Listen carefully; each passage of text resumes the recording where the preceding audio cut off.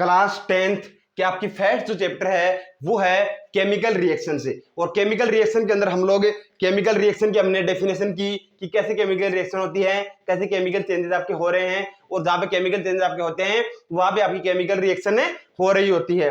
Chemical reaction को कैसे आप इक्वेशन को राइट डाउन करते हैं, कैसे सिंबल्स को राइट डाउन करते हैं, कैसे केमिकल इक्वेशन को हम लोग बैलेंस करते हैं, ये सभी टॉपिक हमने कवर कर लिए। इसके बाद हमने किए थे टाइप्स ऑफ केमिकल रिएक्शन से, और टाइप्स ऑफ केमिकल रिएक्शन के अंदर हमने फर्स्ट जो आपकी केमिकल रिएक्शन की थी वो की थी आपकी कंपोजिशन रिएक्शन से। यानी कि कंपोजिशन रिएक्शन के अंदर हमने क्या कवर किया था कि आपके टू डिफरेंट टाइप के आपके एलिमेंट हैं, वो आपके क्या बना रहे थे, आपका एक सिंगल आपका प्रोडक्ट बना रहे हैं। यानी कि मैंने यहाँ पे एक रिएक्शन लिख दी, यानी कि हाइड्रोजन और ऑक्सीजन आपका कंबाइन रूप से आपका एक फॉर्म कर रहे हैं, वाटर फॉर्म कर रहे हैं, यानी कि सिंगल प्रोडक्ट वो बनाने जा रहे हैं। यानी कि आपके टू डिफरेंट टाइप के आपके जो रिएक्टेंट्स थे वो एक सिंगल प्रोडक्ट प्रिपेयर कर रहे थे, वाटर प्रिपेयर कर रहे थे। ये आपका फर्स्ट टाइप था केमिकल रिएक्शंस का कंपोजिशन रिएक्शन से। फर्स्ट टाइप था आपका कंपोजिशन रिएक्शन से जो हमने लास्ट क्लास के अंदर कवर किया था कंपोजिशन रिएक्शन से। अब हमारा टॉपिक है जो नेक्स्ट आपकी जो केमिकल रिएक्शंस के टाइप है वो है आपका डीकंपोजिशन रिएक्शन से। डीकंपोजिशन रिएक्शन से आपका हमें कवर करने वाले हैं। कॉम्बिनेशन रिएक्शंस होने के बाद में हमारा टॉपिक आज आपका डीकंपोजिशन रिएक्शन से।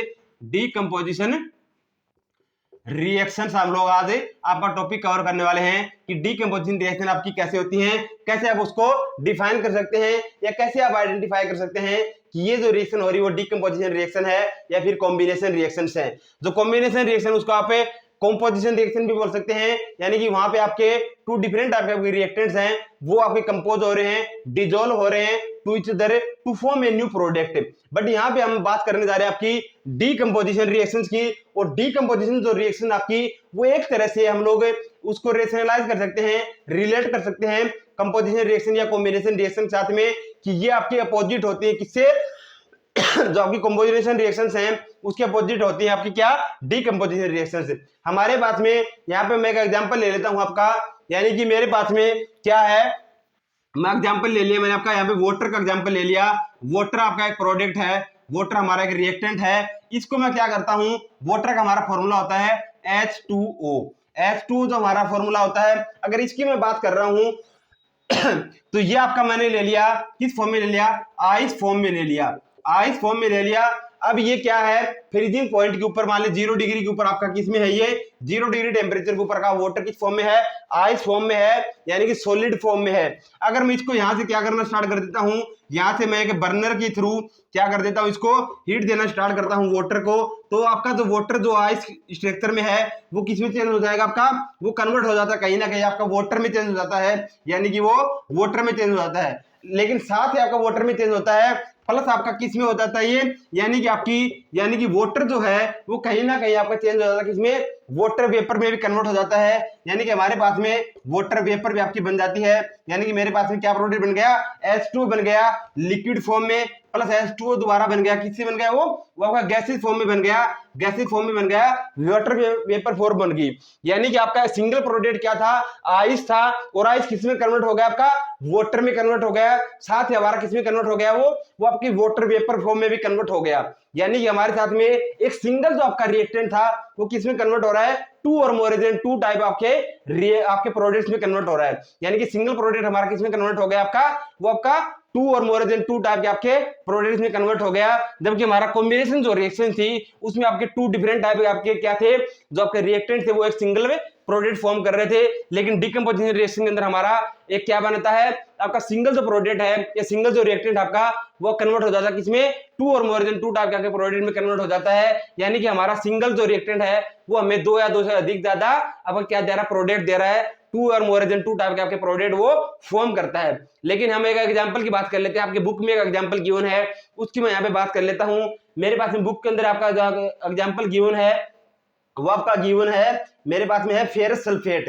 फेरस सल्फेट दे दिया आपका, फेरस सल्फेट आपका एग्जांपल दे दिया, क्या दे दिया, फेरस सल्फेट दे दिया, फेरस सल्फेट दे दिया। और फेरस सल्फेट को क्या कर रहे हैं, ये कहीं ना कहीं आपका एक बर्निंग ट्यूब के अंदर है, बर्निंग ट्यूब के अंदर इसको मैंने फेरस सल्फेट को यहाँ पे लगा दिया।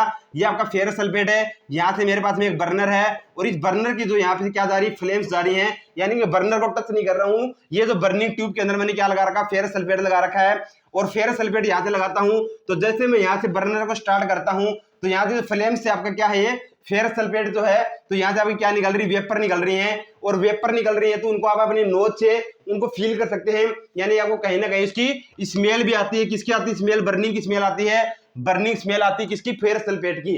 तो फेरस सल्फेट की आपकी बर्निंग स्मेल आती है, यानी कि आपका जो फेरस सल्फेट आपका सॉलिड में है वो कहीं ना किस में चेंज हो रहा है, वो गैसेज में भी चेंज हो रहा है। यानी कि हमारे पास में सिंगल प्रोडक्ट आपका फेरस सल्फेट है और फेरस सल्फेट के अगर मैं फॉर्मूला की बात करता हूं तो फेरस सल्फेट का आपका फॉर्मूला गिवन है आपका, वो आपका फेरस सल्फेट का जो फॉर्मूला गिवन है वो आपका है 2FeSO4 आपका गिवन है, 2FeSO4 गिवन है। लेकिन मेरे पास में यहाँ पे वाटर भी है, इसके अंदर H2O है, H2O है और जैसे मैं इसको हीट करना स्टार्ट कर देता हूँ फेरस सल्फेट को तो यानी कि ये जो वाटर है आपका 7H2O जो है ये क्या हो जाता है, लूज हो जाता है, ये आपका वेपर फॉर्म में यहाँ से निकल जाता है। और आपका जो फेरस सल्फेट का क्या था, कलर जो था वो ग्रीन था।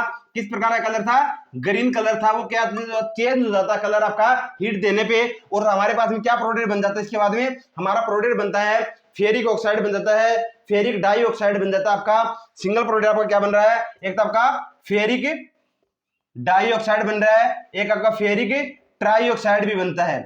फेरिक डाइऑक्साइड बन जाता है, फेरिक ट्राइऑक्साइड भी आपका बन रहा है इस रिएक्शन के अंदर। और हमारे पास में क्या बन रहा है, सल्फर डाइऑक्साइड बन रहा है, सल्फर डाइऑक्साइड बन रहा है और सल्फर ट्राइऑक्साइड भी आपका प्रिपेयर हो रहा है। तो यानी कि हमारे पास में सिंगल प्रोडक्ट था आपका क्या था, फेरस सल्फेट, जो किसमें चेंज हो गया आपका फेरिक ऑक्साइड में चेंज हो गया और आपका सल्फर डाइऑक्साइड है, सल्फर ट्राइऑक्साइड में भी वो चेंज हो गया। यानी कि हमारे पास में सिंगल जो रिएक्टेंट था उसने हमें 3 प्रोडक्ट दे दिए और आपकी सॉलिड फॉर्म जो इसकी थी उसके साथ सॉलिड फॉर्म के साथ इसने हमें क्या दे दिया, गैसेज फॉर्म के आपके प्रोडक्ट दे दिए और सॉलिड फॉर्म के आपके प्रोडक्ट दे दिए। यानी कि हमारे पास में एक सिंगल जो रिएक्टेंट था उसने 2 और मोर देन 2 टाइप के आपके क्या दे दिए, प्रोडक्ट दे दिए, जो किसमें दे दिए, अलग अलग स्टेट्स में दे दिए, सॉलिड फॉर्म में भी दे दिए, गैसेज फॉर्म में दे दिए। तो ये था आपका आज का टॉपिक डीकंपोजिशन रिएक्शन से। तो डीकंपोजिशन रिएक्शन के बाद हमारे पास में नेक्स्ट आपका रिएक्शन है डिस्प्लेसमेंट रिएक्शन से। नेक्स्ट आपका टाइप है displacement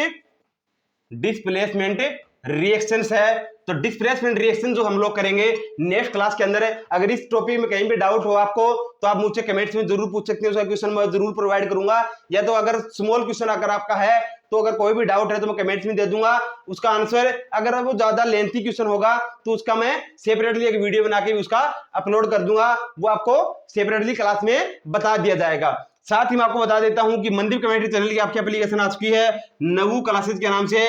नवू classes application play store से आप डाउनलोड कर सकते हैं। साथ ही मैंने लिंक उसका डिस्क्रिप्शन में दिया नवू क्लासेस एप्लीकेशन का।